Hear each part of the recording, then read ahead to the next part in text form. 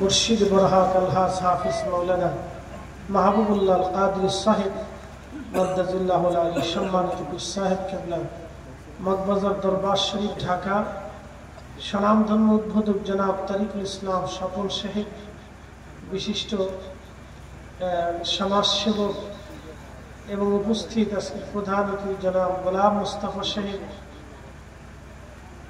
মানিকগঞ্জ জজ কোর্টের সম্মানিত অ্যাডভোকেট এবং প্যানেল আইনজীবী, বিশেষ অতিথি জনাব নুর হোসেন মরাদ সাহেব, জনাব এম এ মালিক সাহেব এবং জনাব দেলোয়ার হোসেন মোল্লা সাহেব সহ সকল সম্মানিত অতিথিবৃন্দ, এলাকার গণ্যমান্য ব্যক্তি, সম্মানিত মুরব্বী, কলিজার টুকরো যুবক, পর্দানিশীল আমার সম্মানিত মা বোনেরা, মাইকের আওয়াজ যত দূর যাচ্ছে সকলকে মোবারকবাদ জানাই।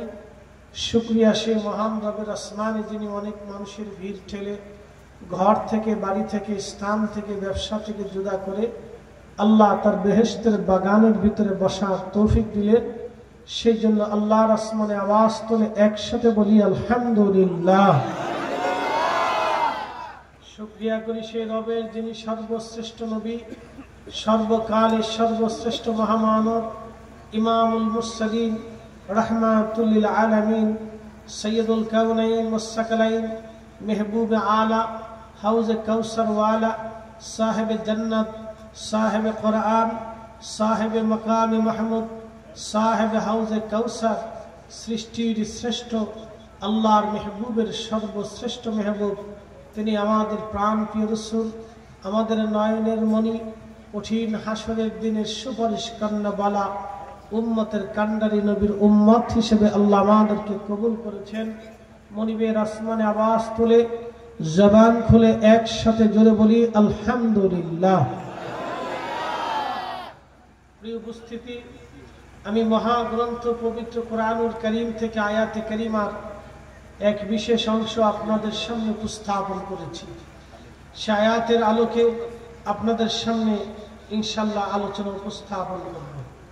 প্রিয় উপস্থিতি, আমরা অবশ্যই একদিন আল্লাহর কাছে চলে যাব, এতে কোনো সন্দেহ নাই। তো কি নিয়ে যাব, কি প্রয়োজন নেই? আল্লাহ বাস করলেন ইয়া আইয়াতুহান নাফস নাফসুল মুতমাইন্না। আমাদের দেহের ভিতরে একটা আত্মা আছে, এই আত্মাকে নাফস বলে।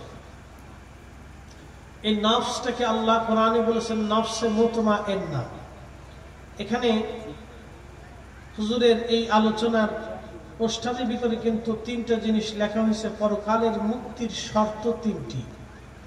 এক নম্বরে তাসকিয়াতুন নাফস, আত্মার শুদ্ধি। আমাদের দেশে অনেকে জানি না যে আত্মশুদ্ধি বলতে কি বোঝায়।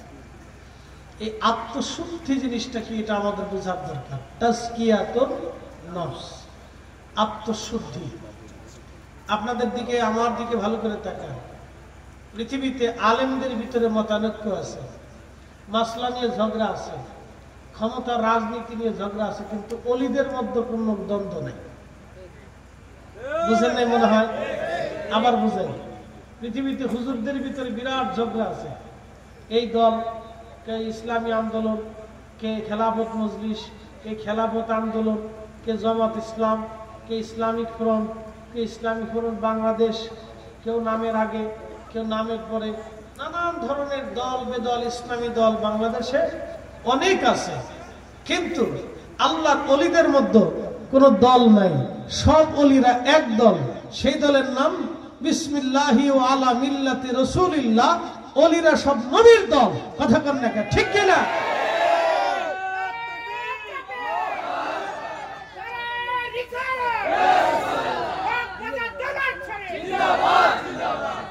ওলিদের কোন দল, একটা দল। দলের নাম কি?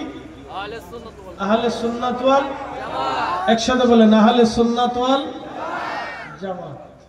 শুনেন, ওলিদের মধ্যে কোন দলাদলি নেই। দলাদলি যত সব হুজুরদের ভিতরে। আমাদের মতো হুজুর একজন এসে কাঁসা দিয়ে মিলাদ বন্ধ করবে, কিন্তু আজও পর্যন্ত সুদ বন্ধ করতে পারে না। কাঁসা দিয়ে নামছে, দোয়া বন্ধ করতেই হবে, মসজিদ থেকে দোয়া বন্ধ করতেই হবে। বেদাত এই দেশে রাখা যাবে না। কিন্তু আজও পর্যন্ত সে পতিতলায় থেকে একটা নারীকে বের করে এনে সুস্থ জীবন ফিরিয়ে দিতে পারে নাই, একটা এনজিওর দোকান বন্ধ করতে পারে নাই। কথা কান না কেন? ঠিক কিন্তু ওনার দোয়া বন্ধ করতেই হবে। শয়তান তারে এমন ভাবে চাবি মারছে, যেটা বন্ধ করার দরকার সেটার নাম নাই, কিন্তু যেটা চালু রাখলে উন্নতির উপকার হবে এটা বন্ধ করার জন্য শয়তান চাবি মেরে ছেড়ে দিয়েছে। যা তোর চাবি দিয়ে দিলাম, যা কাজ তুই কর। ওয়াজ করি আমি, ডরাই দেন আপনারা নাকি বলে? ডরায়েন না, উচিত কথায় মহাশয় বেজার হয়। আল্লাহ হাক তো মরুন, হক কিন্তু তিতা লাগে, এটা একবারে করল্লার মতো তিতা।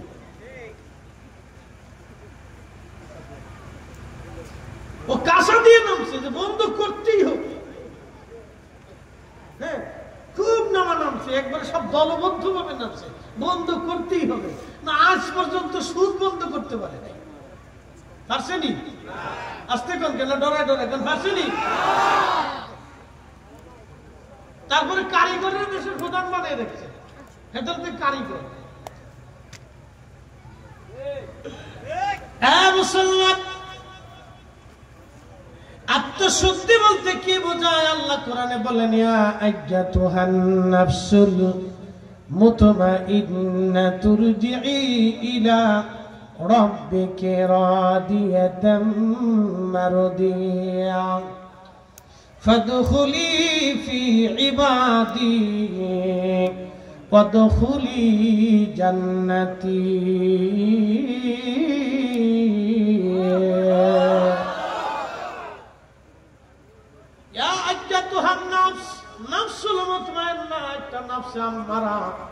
এই নফসে আম্মারা আপনাকে মাহফিল থেকে উঠাই নিয়ে চলে যাবে। চল, মাহফিলে বসা লাগবে না, বাড়ি চল। আর একটা নফস, নফসে মুতমাইন্না, এটা আপনাকে মাহফিলে বসায় রাখবে। মাহফিলে বস, দোয়া করে তারপরে যাবি। এটার নাম নফসে মুতমাইন্না। আল্লাহ বলেন, হে নফসে মুতমাইন্না, ইরজিই, তুমি আমার দিকে ফিরে আসো। আমরা ছিলাম আল্লাহর কাছে, আল্লাহর কাছে যখন ছিলাম তখন রুহের জগতে ছিলাম। মায়ের রেহেমের মধ্যে আল্লাহ আমাদেরকে পাঠাইলেন। 4 মাস পর্যন্ত আল্লাহ মিন সুলালাতিম মিন মাইন মাহিন, বাবা এবং মায়ের নির্গত নির্যাস পানি দিয়ে, ফি কারারিম মাকিন, কোরআনের ভাষায় একেবারে সেফ জোন, বাংলায় বলা হয় জরায়ু। এই সেফ জোনে মায়ের রেহেমের ভিতরে আল্লাহ আমাকে রিফাইন করতে লাগলেন। 40 দিন রিফাইন করার পর আমি গোশতপিণ্ড, রক্তপিণ্ড হলাম। আল্লাহ বলেন, খলাকাল ইনসানা মিন আলাক, আমি মানুষ সৃষ্টি করেছি রক্তপিণ্ড থেকে। এই রক্তপিণ্ড হলাম 40 দিন। ওই পানিটাকে রিফাইন করার পরে ওই রক্তপিণ্ডটাকে আরো 40 দিন আল্লাহ রিফাইন করলেন। 40 দিন রিফাইন করার পরে রক্তপিণ্ডটা হয়ে গেল গোশতের টুকরা। গোশতের টুকরাটাকে আরো 40 দিন আল্লাহ পাক মায়ের রেহেমের ভিতরে ঘুরাইতে লাগলেন। ওই গোশতের টুকরাটা একটা মানব আকৃতি ধারণ করলো। ঠিক তখনই রুহের জগৎ থেকে আল্লাহ রুহ নামক ইঞ্জিনখানা জিব্রাইলের মাধ্যম দিয়ে আমার বডির ভিতরে আল্লাহ ফুকিয়ে দিলেন। 4 মাসের সময় আল্লাহ পাক আমার রুহ ফুকিয়ে দিলেন। এরপরে মায়ের পেটের মধ্যে লড়াচড়া শুরু করলাম, লাথালাথি শুরু করলাম, ঘুষাঘুষি শুরু করলাম। 6 মাসে একটা মানুষের পরিপূর্ণতা আসলো, কিন্তু তখনও পুষ্টি ঠিক মতো হয় নাই। 8 মাসের সময় একটা বাচ্চা পরিপূর্ণ মোটামুটি পুষ্টিজনিত হয়। 8 মাসের আগে কোনো বাচ্চা যদি খালাস হয়, সেই বাচ্চাটা পুষ্টিহীন থাকে, নানান রোগে শোকে এসে আক্রান্ত থাকে। ও নারী সমাজ, খালি তো ফুচকা খাবেন আর চটপটি খাবেন, ভালো জিনিস তো আর শুনবেন না। খালি ফুচকা খান আর চটপটি খান, খেজুর তো জীবনে কোনোদিন খাবেন না। নিজেও হিরুঞ্চি হয়ে যান, বাচ্চারে হিরুঞ্চি বানাই ফেলতেছেন। নিজেরও শরীরে পুষ্টি নাই, বাচ্চার শরীরেও পুষ্টি নাই। মনে কি শুনিয়ে না? 20 বছরে আমাদের দেশের বেটিরা বুড়িয়ে, আরো যাই দেখেন চাইনিজরা 60 বছরে বুড়িয়ে, জুয়া না রে, সাইকেল চালা, কাজ করে। কষ্ট হইতেছে আপনাদের? বেটিরা খুব শিখবেন যে হুজুরে আমরা কি নেই, আইসে আমরা দুর্নাম শুরু করছে। দুর্নাম না, মা ভালো হইলে বাচ্চা ভালো। ভালো হয়, আমি বুঝাই দিচ্ছি আপনাদের। আব্দুল কাদের জিলানী এমনি জন্ম হয় নাই, একসাথে করেন আল্লাহু আকবার। হ্যাঁ, ঘটনা শোনাবো, ভালো করে শুনে যাবেন। মায়ের রেহেমে যখন বাচ্চা আসলো তখন ডাক্তার বলল পুষ্টিজনিত খাবার খান, দুধ খান। আল্লাহর নবী বলেন আমার গর্ভধারিণী মা যারা আছে শুনে যাবেন, বোন যারা আছেন শুনে যাবেন। আল্লাহর নবী বললেন ও নারী সমাজ, তোমরা যদি অন্তঃসত্ত্বা হও তাহলে খেজুর খাও, কারণ খেজুর আল্লাহর এক বিশেষ নিয়ামত, জান্নাতের ফল। তোমরা দুধ খাও, এটাও জান্নাতের ফল। তোমরা আনার খাও, এটাও জান্নাতের ফল। তোমরা আঙ্গুর খাও, এটাও জান্নাতের ফল। তোমরা মধু খাও, আশিফাউল লিন্নাস, এটাও আল্লাহর জান্নাতের খাবার। আশিফাউল লিন্নাস, এটা মানুষের জন্য শেফা। মধু মধু, এখন মধু খাই না, চিনি শরবত খাই, বোঝা যায় না। আমাদের দেশের মধুর ভিতরেও ভেজাল, দুধের ভিতরেও ভেজাল, ফলের ভিতরেও ভেজাল, এখানেও ফরমালিন। সালির ভিতরেও ভেজাল, এখানেও কেমিক্যাল। বাচ্চাদের খাবারের ভিতরে ভেজাল।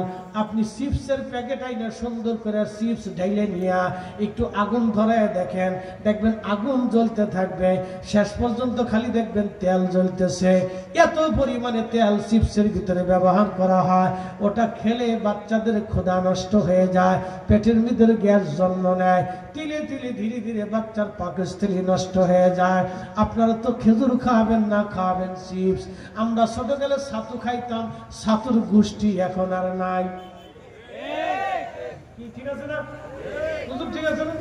ছোট গেলে ছাতু খেয়েছি, ছাতুর নাম জানে, এই গোষ্ঠীও শুনতে নেই। এগুলো জিজ্ঞেস করেন ছাতু, জীবনে ছাতুর নাম শুনে নেবে। আমরা যে মা চাচিরা দাদিরা ছাতু খাওয়াইছে অরিজিনাল জিনিস, চেহারা এখনো চক চক চক চক করে, এমনি করে না রে বেটা। ভালো করে শুনে যাও, তোমার মতো এরকম বিড়ি যদি মানকে সিবাই টানতাম তাহলে ফরিদি সাহেবের চেহারা বুড়িয়ে মানুষের মতো হইয়া যাইত। এক রাতে 5টা মাহফিল করা বেড়া আমি। হ্যাঁ, গত বছর 5টা মারছি, 3টে 4টে আমার কাছে কোনো ব্যাপারই না। যেদিন আমার কাছে 2 মাহফিল না থাকে মনে হয় না যে আজকে মাহফিল আছে। হ্যাঁ, তো 2 মাহফিলে মিনিমাম 4 ঘন্টা কাজ করে। অনেকে কয় হ্যাঁ ফজর পর্যন্ত আসেন তো আপনি। আচ্ছা ঠিক আছে, দেখা যাক ইনশাআল্লাহ। তাহলে বলেন না আল্লাহু আকবার। এই পোলাপান ছাতু খাবি, ছাতু ছাতু কি খাবি বাবা? আরে তুমি মা ছাতু বানাই দাও। পায়রা দিয়ে ছাতু বানাইছে, পায়রা পায়রা, হাই হাই হাই হাই, পায়রা তো দেশেই নেই ছাতা। এমন বেশি সেটা লাগছে, সাত আল্লাহ আমাকে 7 আল্লাহ, তো 7 গোষ্ঠী দিলেন 2 নম্বর খাও। অরিজিনাল ছাতু মহিলারা ভালো করে শুনে যাবেন। ছাতু বানাইয়া বাচ্চারা খাওয়াবেন। ছাতু ছাতু আমরা ছাতু খাইতাম আখের গুড় দিয়া, খেজুরের গুড় দিয়া। সকালবেলা, দুপুরবেলা, বিকেলবেলা মা গোলাই দিত খান। ছাতু গিলে খাইয়া মাদ্রাসায় গেছি ভাই, সারাদিন শরীরটা টন টন টন টন করত।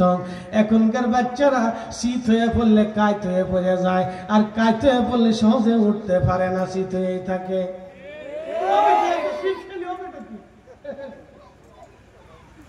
ভালো জিনিস কেন? আল্লাহ বলেন হালালান তাইয়্যিব, হালালান তাইয়্যিব, হালাল খাবা, বিশুদ্ধটা খাবা, একবার পারফেক্ট জিনিস খাও, আজারে বাজারে না। খাবেন তো খালি চানাচু। কষ্ট দিয়েছি না কে দাদা? দাদাকে শক্ত আছে, ইস এমন সাইজ হয়েছে না।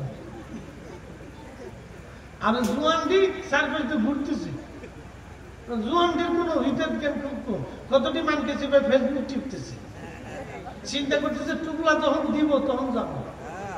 ধান্দায় আছে, ধান্দা। ভাই সব বলে সেলিম ভাই দিয়েছে করতে গেছে। يا أيتها النفس المطمئنة ارجعي إلى ربك راضية مرضية। ওলিদের মর্যাদা কোরআনের আয়াত থেকে আজকে বুঝে যাবেন ওলিদের দাম কত। আমি দাম দেই নাই, আল্লাহ নিজে দাম দিছে, ঠিক কি না? দাম দিছে কে? আল্লাহ। বলেন আল্লাহ। খাজা বাবা আজমিরে যদি সেই দিন আজমির থেকে পানিপথের যুদ্ধের ময়দানে ধুলা নিক্ষেপ না করতে পারতেন, তাহলে আজকের এই টুপি মাহফিল দাড়ি জুব্বা নসিবে হইতো না, হইতো না, হইতো না, হইতো না। খাজা বাবা না আসলে তোমার মুসলমানই হইতো না, মুসলমানই হইতো না।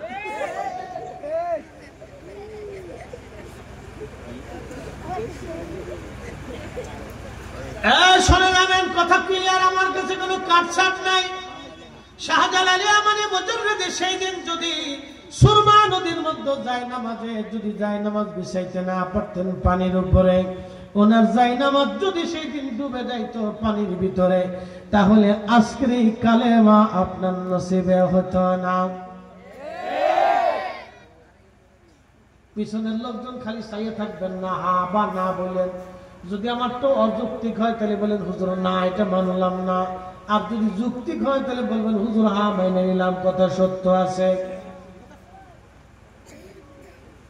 এই জন্য আউলিয়া কিরামের বিরুদ্ধে কেউ যদি কথা বলে তাকে মানবেন না, কারণ আল্লাহ অলিদের বিরুদ্ধে যান নাই।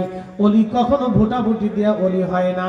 যদি বাংলাদেশে ভোটাভুটি দিয়ে অলি হইতো তাহলে বাংলাদেশে গৃহযুদ্ধ লেগে যাইতো অলি বানানোর জন্য। কি কথা বল না কেন? তাহলে আমাদের প্রধান উপদেষ্টা ডক্টর ইউনূস মানুষের ভোট দিয়ে ওলি বানায় ফেলতো। কয়েকদিন আগে হুজুরের ওয়াজ শুনতেছি, হুজুর কয় ওই বেটা বলে আল্লাহর পক্ষ থেকে নিয়ামত।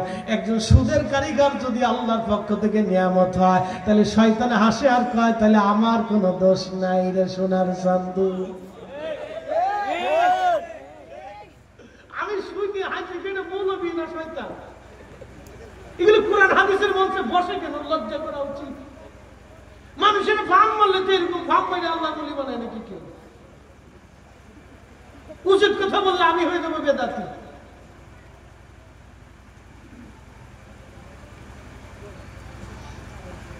শুনে যাবেন ভাই আমার, কষ্ট হচ্ছে আপনাদের? একসাথে বলেন আল্লাহু আকবার। একজন ব্যক্তির মাথায় সুন্দর টুপি, মুখে সুন্দর দাড়ি, গায়ে সুন্দর জুব্বা। ভাইজান ভালো করে শুনে যান, খুব চমৎকার জুব্বা, মুখের দাড়ি, মাথায় পাগড়ি, গায়ে সেন্ট মাগাইল একেবারে ওই আপনার উদ সেন্ট, উদ কাবা শরীফ থেকে উদের আতর নিয়ে আসে, খুব সুন্দর। আমি একটা নিয়ে আসছি সেন্ট, ভালো, একবারে মাথায় দিলে 3 দিন পর্যন্ত থাকে। ভালো উদ নিয়ে আসবেন, অরিজিনালটা। ডুপ্লিকেট কাবায় পাওয়া যায়। হাই হাই, খুব ভালো করে শুনে যান। এই উদ মেরে দিয়া যায় নামাজ সুন্দর করে বসে সারা রাত্র নামাজ পড়ছে। ফজরের নামাজ পড়ার পরে এসে আইসা শুয়োরের গোশত দিয়া ভাত খাইছে। বলেন সারা রাত্রের নামাজ কি শেষ? জোরে বলেন, আরো জোরে। জোর হয় না কে? জোরসে বলেন, জোরে বলেন, আরো জোরে, আরো জোরে। টুপি, দাড়ি, জুব্বা। কারণ কি? শুয়োরের গোশত দিয়ে রুটি নাস্তা করছে। এই জন্য যদি শেষ হয় তাহলে যেই বেটা সুদের কারবারি করে গরুর গোশত দিয়া, খাসির গোশত দিয়া, ওই টাকা দিয়া খাসি কিনে এরপরে ওই টাকার খাসির গোশত দিয়া নাস্তা করলাম, ওই বেটার নামাজ, রোজা, হজ, যাকাত কিছুই হয় না। এবার আসতে বলেন কে? জোরে বলেন। সুদের টাকার গরুর গোশত আর শুয়োরের গোশতের মধ্যে যদি কোনো তফাৎ থাকে তো আল্লাহ কসম করে বলি আমি গরিব আজকে চুরি করবো। কি আসতে কোন কে? জোরে বলেন। কোনো তফাৎ আসেনি? কোনো তফাৎ ক্লিয়ার, কথা ক্লিয়ার, বাকি যুক্তি নেই। অন্যের টাকা মাইরে দিয়া, অন্যের জমি দখল করিয়া, অন্যের টাকা মাইরে দিয়া, অন্যের হক মাইরে দিয়া, অন্যের সম্পদ মাইরে দিয়া, ওই টাকা দিয়ে যারা গরুর গোশত কিনে খায়, ওই গরুর গোশত আর শুয়োরের গোশত, কুত্তার গোশতের মধ্যে তফাৎ না। ওই ব্রাহ্মণবাড়িয়া ওদিকে মারামারি হয়, এক গ্রাম আর এক গ্রামের পিড়ে পিড়ি হুজুর জানে, হুজুরের ওইদিকে অনেক মুরিদ আছে। মগবাজার দরবার শরীফের বহু মুরিদ আছে। হবিগঞ্জ, ব্রাহ্মণবাড়িয়া, নরসিংদী, কিশোরগঞ্জ, হাওড় অঞ্চলে, সুনামগঞ্জ, বাংলাদেশের বহু অঞ্চলে মগবাড়িয়া দরবারের, মগবাজার দরবার শরীফের বহু ভক্ত মুরিদান আশেকান আছে। আমি যাই, তারাও মাঝে মধ্যে দেখা দেখা সাক্ষাৎ হয় খুব মহব্বতের আদবে, কারণ আমরা একই সিলসিলা। একসাথে জোরে কান্না মারহাবা। আমরা একই সিলসিলা, টুপির কালার একই সিলসিলা। আমার হুজুর কেবলা এই টুপি মাথায় দিতেন, ফুরফুরার হুজুর কেবলা এই টুপি মাথায় দিতেন, ফতালি রসুল নামাই টুপি মাথায় দিতেন, হলদিবাড়ির হুজুর এই টুপি মাথায় দিতেন, আল্লামা রুহুল আমিন বসিরহাটি এই টুপি মাথায় দিতেন, সারসিনার মরহুম হুজুর কেবলা এই টুপি মাথায় দিতেন। জোরে কান্না মারহাবা। আমার হুজুর কেবলা এই টুপি মাথায় দিতেন। মারহাবা কান্না। মাথায় যে টুপি সেম এই টুপি মাথায় দিচ্ছে, এই টুপি মাথায় দিতে হবে সবসময়। এই সিস্টেমিক টুপি। ফতেহ আলী রসুলের নামা রহিমাহুল্লাহ, আবু বকর সিদ্দিক ফুরফুরা আল কুরাইশি, মুজাদ্দিদ জামান ফুরফুরার হুজুর কেবলা এই টুপি মাথায় দিতেন। কষ্ট হচ্ছে আপনাদের? ভালো লাগে না ওলিদের কথা? যদি না লাগে তো বুঝবো অন্তরের ভিতরে কুলুস ঢুকে গেছে। আসে আল্লাহ কোরআন থেকে বুঝে যাবো। আল্লাহ কবুল করুক, সকলে বলে না আমিন। আল্লাহ রাব্বুল আলামিন ওয়াজ করলেন, হে নফসে মুতমাইন্না, তুমি আমার কাছে আসো। নফসে মুতমাইন্নার অধিকারী কারা? যারা সুদ খাবে না, ঘুষ খাবে না, হারাম খাবে না, গীবত করবে না, শাকাত করবে না, অহংকার করবে না, অহমিকা করবে না, কাম রিয়া কামনা বাসনা যাতনা অহংকার অহমিকা গর্ব হিংসা বিদ্বেষ থেকে যাদের অন্তর্মুক্ত থাকবে, তারাই হলো নফসে মুতমাইন্নার অধিকারী। আমাদের বাংলাদেশের অবস্থা হয়েছে মারাত্মক। এক পরিবার আর এক পরিবার দেখে না, এক গ্রাম আর এক গ্রামের সাথে ঝগড়া চলে, এক পাড়া আর এক পাড়ার মধ্যে ঝগড়া চলে। আমাদের গ্রামে গ্রামে দলমালত আছে। এই আমার দিকে দেখেন, ভালো করে বুঝে যান, আজকে দলমালতের গোষ্ঠী কি কি রাজি আছে?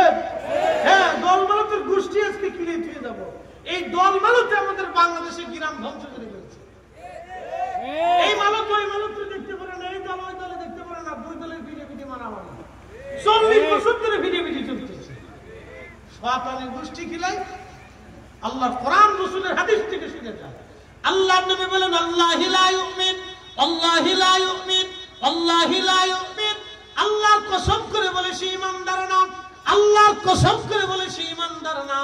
নবীজি বলতেছেন আল্লাহর কসম করে বলে সে ঈমানদার না। সাহাবীরা বললেন, মান কিলা ইয়া রাসূলুল্লাহ, নবীজি কে সেই ব্যক্তি যে ঈমানদার হবে না? আল্লাহর নবী বললেন, যেই ব্যক্তির মাধ্যমে তার প্রতিবেশীরাও অনিরাপদ থাকবে, তার গ্রামবাসীরাও অনিরাপদ থাকবে। যেই লোক তার প্রতিবেশীদের সাথে ঝগড়া করবে, মারামারি কাটাকাটি করবে, হিংসা রাখবে, সে কখনোই আল্লাহর কসম করে বলি ঈমানদার হবে না, ঈমানদার হবে না, ঈমানদার হবে না। এবার সারা বাংলাদেশে ঈমানদার তালাশ করে নেন, ঠিক আছে না? এরপরে সমাজ ধ্বংস করে দিয়েছে যুগে যুগে। এই মালত সেই মালত, এই নেতা সেই কথা, এই মাতবার সেই মাতবার। নাম দিছি গ্রাম্য পলিটিক্স, আমি নাম দিছি কুত্তা পলিটিক্স। কারে বাস দিবে, আইকলা দিবে, কারে মামলা দিবে, কার ক্ষতি করবে, কার জমি দখল করবে, কার দোকান দখল করবে, কার মাইয়ের বিয়ে ভাঙবে, কার পুরার সংসার ভাঙবে, খালি এই ধান্দা। কথা বল দেখা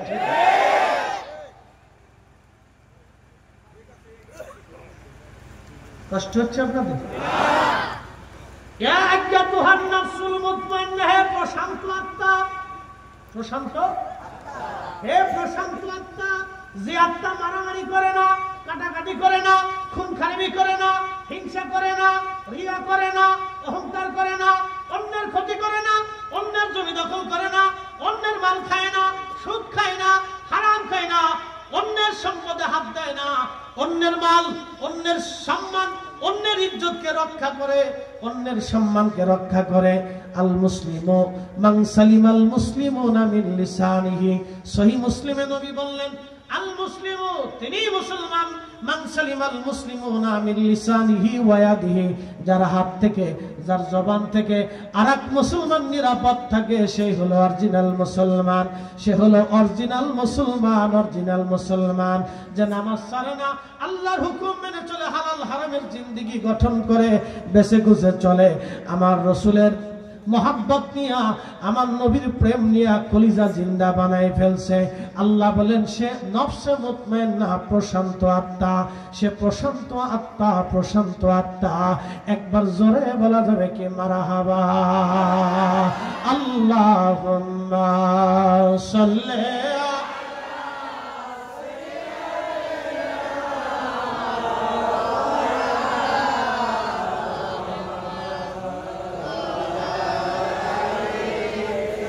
সাইয়্যিদানা মাওলানা।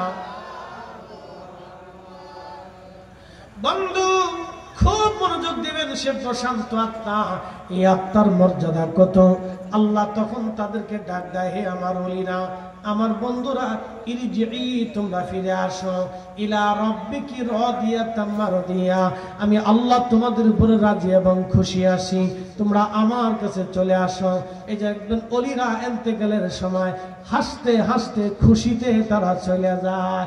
তারা ইন্তেকালের সময় তারা বেজার হয় না, তারা আনন্দিত হয়। কিছু সময় পরে আমি আমার রবের সাথে সাক্ষাৎ করব, কিছু সময় পরে আমি আমার রসুলের সাথে সাক্ষাৎ করব। ওলিদের ইন্তেকালের সময় আল্লাহর আকাশ কাঁদে, জমিন কাঁদে, পশুরা কাঁদে, পাখিরা কাঁদে, নদীর মাছে কাঁদে, ও বন্ধু বাতাসে কাঁদে, গাছপালারা কাঁদে আর বলে, আল্লাহ আমাদের ভিতর থেকে আপনি আপনার একজন পছন্দের ওলি নিয়ে চলে গেলেন। জমিন কাঁদে, আসমান কাঁদে, পশু পাখিরা কাঁদে, আহা ফেরেশতারা কাঁদে আর বলে, আল্লাহ আপনি আমাদের ভিতর থেকে আপনার একজন প্রিয় ভাজনকে নিয়ে চলে গেলেন, আপনার ওলি নিয়ে চলে গেলেন। দুনিয়া একজন ওলি শূন্য হয়ে গেল। আল্লাহ বলে, ফাদখুলি ফি ইবাদি ওয়াদখুলি জান্নাতি।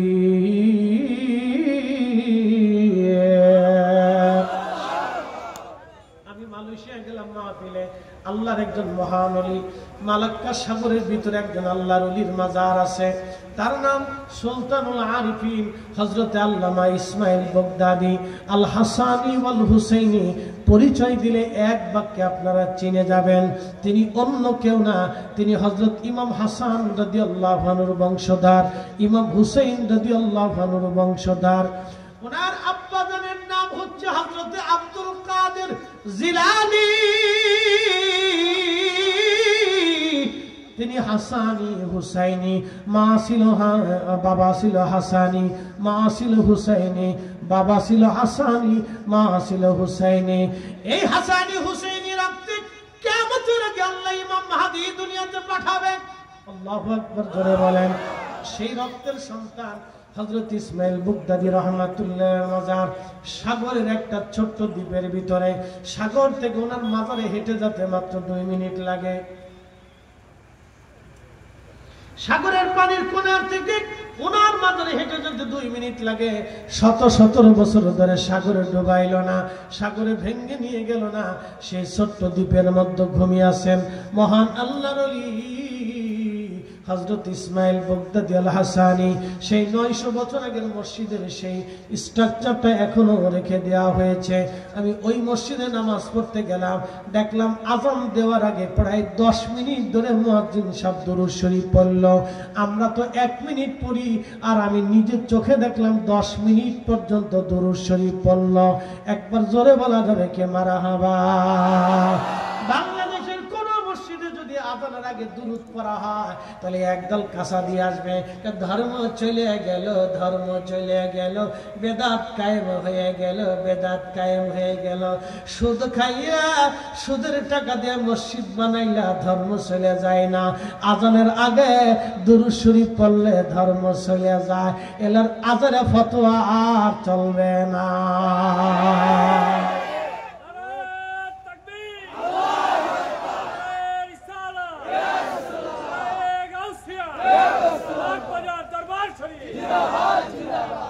পিছনে যারা আছেন আপনারা কি বেজার টেজার হয়েছেন নাকি? হ্যাঁ, বেজার হয়েন না, বেজার হয়ে উচিত কথা, কিন্তু মহাসব বেজার হয়ে যাবে। বেজার হয়ে একটু লাড়াছাড়া দিয়ে একটু হাত উঁচা করেন তো, পিছনে যারা আছেন দেখি জিন্দা আছেন কিনা। মাশাআল্লাহ, ঠিক আছে। নারে তাকবীর, নারে রিসালাহ। আমার রাসূলের স্লোগান দিয়ে, নবীর স্লোগান দিয়ে বুঝাইতেছি আপনাদেরকে। আচ্ছা বলেন তো, পৃথিবীর সব মাগরিব কি একসাথে হয়? ঢাকায় যখন মাগরিব হয় ঠাকুরগাঁয় কি তখন মাগরিব হয়? ঠাকুরগাঁয় যখন মাগরিব হয় কলকাতা কি তখন মাগরিব হয়? কলকাতায় যখন মাগরিব হয় তখন কি ওই আপনার দিল্লিতে তখন মাগরিব হয়? দিল্লিতে যখন মাগরিব হয় পাঞ্জাবে কি তখন মাগরিব হয়? পাঞ্জাবে যখন মাগরিব হয় তখন কি ওই আপনার আফগানিস্তানে মাগরিব হয়? সূর্য যত যাইতে থাকে তত মাগরিব হতে থাকে। 1 মিনিট পর পর পর পর পর পর পর পর পর পর আযান শুরু হয়, আযান শুরু হয়, আযান শুরু হয়। ভালো করে বুঝুন, 24 ঘন্টা পৃথিবীতে আযান চলে। কয় ঘন্টা? 24 ঘন্টা পৃথিবীতে আযান চলে। সূর্য যত দৌড়ায় আযান তত চলে, সূর্য যত ঘুরে আযান তত ঘুরে, সূর্য যত ঘুরে ফজর আর মাগরিবের আযান ঘুরতে থাকে। 24 ঘন্টা 1 মিনিটও আযান শূন্য পৃথিবী থাকে না। 24 ঘন্টা 1 সেকেন্ডের জন্য আল্লাহর জিকির বন্ধ থাকে না। 24 ঘন্টায় মনে রাখবেন আল্লাহর জিকিরের পরে আমার রাসূলের জিকির, আশহাদু আন্না মুহাম্মাদার রাসূলুল্লাহ সাল্লাল্লাহু আলাইহি ওয়াসাল্লাম, এই নামের জিকিরও বন্ধ থাকে না। একসাথে বলবেন আল্লাহু আকবার। নবীজির শানকে আমরা বাড়াইছি না আল্লাহ বাড়াইছে?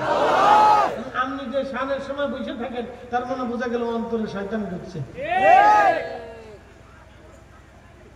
মনে করে নিয়েছেন 1 সেকেন্ডের জন্য আযান বন্ধ থাকে না। 24 ঘন্টায় আযান চলমান থাকে পৃথিবীতে। 24 ঘন্টায় আযানে আমার রাসূলের নাম উচ্চারিত হতে থাকে। প্রিয় মুসলমান, ভালো করে শুনে যাবেন। কি করে বুঝাইলে যে আপনারা বুঝবেন আমি জানি না। আল্লাহর মহানবীর মাজারে গেলাম, আজানের আগে দরুদ শরীফ পড়া হলো, নামাজ শেষ হয়ে গেল, মোনাজাত শুরু হয়ে গেল। মোনাজাত শেষ করার পরে এরপরে সুন্নত হলো, তারপরে আমরা মিলাদ শরীফ পড়লাম। ভাবছিলাম শুধু বাংলাদেশেই মনে হয় মিলাদ হয়, এখন দেখি না মালয়েশিয়ার একটা দ্বীপের ভিতরে আল্লাহর মহানবীর মাজারের দরগা শরীফেও মিলাদ হয়। একবার জোরে বলা যাবে কি মারহাবা,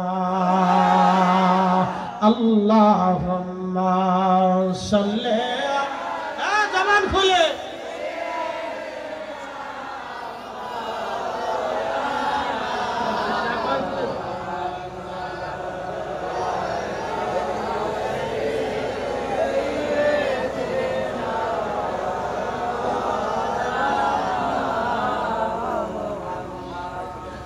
নবীর ইশকে যার দিল ভাই এ ভুবনে কাঁদে না,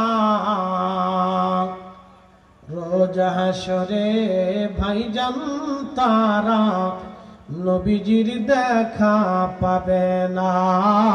আল্লাহুম্মা সাল্লি আলা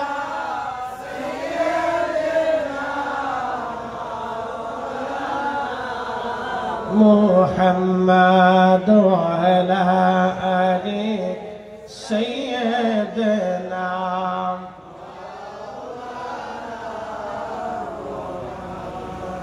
বাহির চরবাসী বারাহির চরবাসী বন্ধু খুব মনোযোগ দিবেন। সিঙ্গারের মুসলমান না সদরের মুসলমান মানিকগঞ্জবাসী ভালো করে শুনে যান। নাম আছে কৃষ্ণপুর, তার মানে বোঝা গেল আগে হিন্দুদের বসবাস ছিল অনেক, ঠিক আছে কিনা? নাম কৃষ্ণপুর, কানীপুর, কানাইপুর, এরপরে আরো পুর আছে বহু। এরপরে আপনার হিন্দুদের নামে বহু নামে এলাকার নাম আছে। আবার অনেক জায়গায় মুসলমানদের নামেও নাম আছে। ভারতে অনেক জায়গায় হিন্দুদের নামে নাম আছে, মুসলমানদের নামেও নাম আছে। রামপুর, হিন্দুদের নামে রামপুর, কানাইপুর, কার্তিকপুর, কৃষ্ণপুর, কালীপুর, যতপুর আছে দেখবেন এর ভিতরে হিন্দুদের অনেক নাম আছে। খুব মনোযোগ দিবেন, ভালো করে শুনে যাবেন আপনারা। আল্লাহর ওলির মাজারে গেলাম, হুজুর গাউসে পাক মহিউদ্দিন আব্দুল কাদের জিলানী রাহমাতুল্লাহ আলাইহির সুযোগ্য কলিজার টুকরা সন্তান 900 বছর আগে কালেমার দাওয়াত দিতে মালয়েশিয়া আসলেন। আমরা ভাবছি শুধু বাংলাদেশি আল্লাহর ওলিরা কালেমার দাওয়াত দিছে, না, পৃথিবীতে ওলিরা যেখানে গেছে আল্লাহ সেইখানে ইসলাম পাঠিয়ে দিয়েছে। মালদ্বীপে গেলাম, ইব্রাহিম ইস্কান্দারি সুদূর ইস্কান্দারিয়া থেকে তিনি কালেমার দাওয়াত নিয়ে গেলেন। ইব্রাহিম ইস্কান্দারি রাহমাতুল্লাহি আলাইহি আল্লাহু আকবার, একদিনে মালদ্বীপের সব মানুষ ওনার কাছে কালেমা পড়লেন। ওনার মাজার আমি জিয়ারত করে এসেছি। 400 বছর আগের কাঠের মসজিদটা এখনো আছে, মিনারাটা এখনো আছে, তারা সংরক্ষণ করে রাখছে। সেই মিনারায় এখনো আজান হয়। ভাইজান খুব মনোযোগ দিয়ে শুনবেন। সেই মিনারার সামনে প্রেসিডেন্ট হাউস আছে মালদ্বীপে। মাত্র 3-4 জন পুলিশ পাহারা দিতেছে। আর আমাদের বাংলাদেশের প্রেসিডেন্টের পাহারা দেওয়ার জন্য সেনাবাহিনী লাগে, বিজিবি লাগে, র্যাব লাগে, এটা লাগে, সেটা লাগে, আগুর ডিম বাগুর ডিম কত কিছু। আর তাদের প্রেসিডেন্টরা সাধারণ মানুষের সাথে নামাজ পড়ে, আর আমাদের প্রেসিডেন্টরা কখনো সাধারণদের সাথে নামাজ পড়তে পারে না, কারণ সাধারণ মানুষের ধরে কেলাবের জন্য। উচিত কথাই নয়, কায়দা মতো খেলাই দিবে, বলে খেলাবে কেন? এত দুর্নীতি করলে তো খেলাবে না তো কি করবে? এইভাবে চলে নাকি দেশ? হসপিটালে দেখেন দুর্নীতি, একবার আইসির ভিতর ঢুকাইলে আপনারা জবাই না করেও ছাড়বে না। কথা কর না কেন? স্বাস্থ্য অধিদপ্তরের কাজ কি? আঙ্গুল চুষা। স্বাস্থ্য অধিদপ্তরের কাজ ছিল এগুলি তদারকি করা। এদেশের গরিব মানুষ যেতে পারছে না, তো করছে কেউ না। মুসলমান ভালো করে বুঝে যাবেন, এইদিকে আমি যাব না। আল্লাহর ওলিদের কথা বলি। মালয়েশিয়ার সেই মহান আল্লাহর ওলি ঘুমিয়ে আছেন। মালয়েশিয়ার সরকার ওই দ্বীপটা চাইনিজদের কাছে ইজারা দিল। বলে কেন? চাইনিজরা দ্বীপটা নিয়ে সুন্দর করে একটা মানে দ্বীপটাকে তারা ওই আনন্দ বিনোদনের জায়গা বানাবে, দ্বীপ অঞ্চল। দ্বীপটাও সুন্দর, একটু পাহাড় পাহাড়, টিলা টিলা মতো সুন্দর সুন্দর গাছ আছে। ওই দ্বীপটা পুরা অঞ্চল তারা ইজারা নিয়ে হোটেল মোটেল বিনোদন কেন্দ্র চলল। বুঝতে পারতেছেন, হোটেল মোটেল, বেডি নাচবে, বেডা নাচবে, মদ খাবে, বিয়ার হবে, আনন্দ হবে, গান বাজনা হবে, জেনা হবে। চাইনিজরা ইজারা নিল, হোটেল মোটেল হয়ে গেল, সব প্রজেক্ট কমপ্লিট, উদ্ভাবন হয়ে গেল, কিন্তু পানির ফয়সালা হয় না, পানি যায় না, পানির লাইন বন্ধ হয়ে গেল অটোমেটিক। ইঞ্জিনিয়ার আনা হলো, বহু চেষ্টা করা হলো, পানির লাইন ক্লিয়ার হইল না। ব্যাপার কি, বিষয় কি, কি জন্য হয় না? পরীক্ষা নিরীক্ষা করে দেখলো মালাক্কা সাগরের পানির স্তর সাগরের নিচে 10 ফিট পর্যন্ত, আরো বেশি গভীরে চলে গেছে। কি ব্যাপার? পানির এই অবস্থা কেন হলো? হলো কি, আল্লাহ ওলি রাত্রিবেলা মালয়েশিয়ান যিনি সুলতান ছিলেন, রাজা ছিলেন। মালয়েশিয়ার 2 ধরনের পার্লামেন্ট, একটা হলো রাজা আর একটা হলো পার্লামেন্ট। ব্রুনাইতে আছে রাজা, ব্রুনাইতে কোনো রাজনীতি নাই। ও দেশের মানুষ রাজনীতি বুঝে না, ও দেশের ছেলেরা লেখাপড়া করে রাজনীতি করে না। শুধু বাংলাদেশের ভার্সিটিগুলিতে বাংলাদেশের রাজনীতি পাওয়া যায়। এরা লেখাপড়া বাদ দিয়ে বিড়ি টানে আর রাজনীতি করে বেড়ায়, আর বলে আমি বিরাট বড় ঢাকা ভার্সিটির ছাত্র।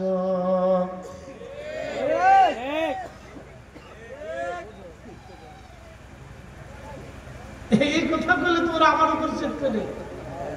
পৃথিবীর কোন দামি দামি ভার্সিটিতে রাজনীতি আছে বলে আমার জানা নাই। তা আপনাদের থাকে তো বলেন যে অক্সফোর্ড ইউনিভার্সিটিতে রাজনীতি আছে, হার্ভার্ড ইউনিভার্সিটির রাজনীতি আছে বলেন, আমাকে দেখাই দেয়। পৃথিবীর নামি দামি কোন ভার্সিটিতে রাজনীতি নেই, শুধু বাংলাদেশে। ভারতে যান, যা দেখুন রাজনীতি নেই। মুসলমান খুব ভালো করে শুনবেন। আল্লাহর মহান ওলি রাত্রিবেলা মালয়েশিয়ার রাজাকে স্বপ্ন দেখাইলেন, হে সুলতান, আমি রসুলের আওলাদ হুজুর মহিউদ্দিন আব্দুল কাদের জিলানীর সন্তান, কলিজার টুকরা, রসুল বংশের সন্তান, এই দ্বীপে ঘুমিয়ে আছি। তুমি এই দ্বীপটাকে কেন জেনার কারখানা বানাচ্ছ, বেহার কারখানা? তাড়াতাড়ি সরাও, এখানে আমার কষ্ট হবে। আমি এই জমিনে ঘুমাচ্ছি, আমাকে আরামে থাকতে দাও। একবার জোরে বলা যাবে কি মারহাবা?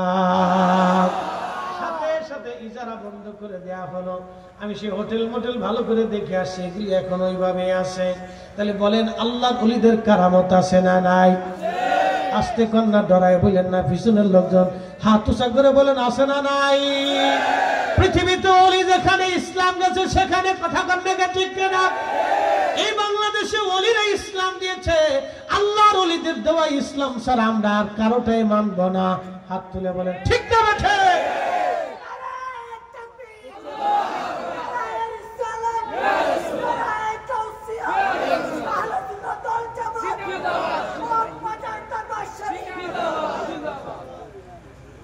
কি ভাবতেছেন আপনারা? ভালো করে শুনে যান। আল্লাহর একজন ওলির জীবন্ত কারামত আপনাদের সামনে তুলে ধরলাম। সেই মাজার শরীফ সরকার সংরক্ষণ করেছে। সেই মাজার শরীফে প্রতিনিয়ত মেহমানদারি হয়, খাবার হয়, রান্না বান্না হয়, সরকারিভাবে রান্না বান্না হয়, সরকারিভাবে খানা দানা হয়। প্রত্যেক জুমাতে হাজার হাজার মুসলমান সেখানে যায়, প্রত্যেক রবিবারে হাজার হাজার মুসলমান তার জিয়ারতে যায়। ট্যাম্প অফ সুলতানুল আরিফিন, এই মাজার শরীফ কোনাকে সুলতানুল আরিফিন হিসেবে মালয়েশিয়ান মানুষ তাকে চিনে। সুলতানুল আরিফিন, আরবদের সুলতান। আল্লাহর মহান ওলিকে তারা এতটা সম্মান করে, শুনলে আরো খুশি হবেন। ওইখানে ছেলে মেয়ে একসাথে বসা নিষিদ্ধ। যদি বসে তাহলে 100 এই রিঙ্গিত জরিমানা হবে, 6 মাসের জেল হবে। প্রেসিডেন্ট ফোন দিলেও ছাড়বে না। আর ওই মাজারের আশেপাশে যদি কেউ নেশা করে তাহলে অবস্থা একবারে টাইট। বাংলাদেশের যত মাজার আছে, যে সমস্ত মাজারে নেশা হয়, আগল পাগল ছাগলরা নাচানাচি হেলাফালাফি করে, এগুলি বন্ধ করা দরকার। কথা কন না কেন? খুব মনোযোগ দিয়ে কথাগুলি শুনে যাবেন। আল্লাহর ওলির শান ও কারামত আপনাদেরকে শোনাইলাম। এটা ওলিদের কারামত। জিজ্ঞেস করবেন ফরিদ সাহেব হুজুর, সাহাবীদের কি কোনো কারামত ছিল কিনা?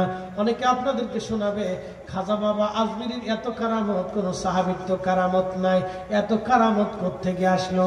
মনে রাখবেন, খাজা বাবার চেহারা দেখে হিন্দুরা কালেমা পড়ে নাই, খাজা বাবার কামালিয়াত দেখে সনাতনীরা সেই দিন কালেমা পড়েছিল। খাজা বাবার কামালিয়াত দেখে সেই দিন যদি খাজা বাবা আজমিরের কামালিয়াত না থাকতো, তাহলে 90 লক্ষ মানুষ কালেমা কোনোদিনও পড়তো না। কথা বল না, ঠিক কিনা? এখন বাংলাদেশে হুজুর আছে কত বলেন? বুঝাইতেছি, 15 লক্ষ আছে হাফেজ কোরআন। মারহাবা করবেন না আপনারা? কত লাখ? 15 লাখ যদি হাফেজ কোরআন হয়, তো কামিল পাস কত আছে হিসাব করেন। দাওরা পাস আছে, সাথে ফাজিল পাস আছে, আলিম পাস আছে, মেশকাত পাসও আছে, নুরানি পাস আছে। এইটা দিয়ে বাংলাদেশে 60 লক্ষের উপরে আলেম আছে। 60 লক্ষের উপরে আলেম আছে। একসাথে কেন মারহাবা? কত লক্ষ আলেম? মসজিদ আছে কত? লাখে লাখে। মসজিদে প্রত্যেক গ্রামে ঝগড়া করে এক পাড়ার ভিতরে 2 মসজিদ। আমারও গ্রামে হয়েছে, এই তো আরেক মসজিদ দেখা যায়। আমার স্বাস্থ্য ভাই মিলাদ মানে না, সে নতুন একটা মসজিদ উঠে লিখছে। কিন্তু ওটা ওটা আপনার চেক আছে, ওটা ওটা অসুবিধা।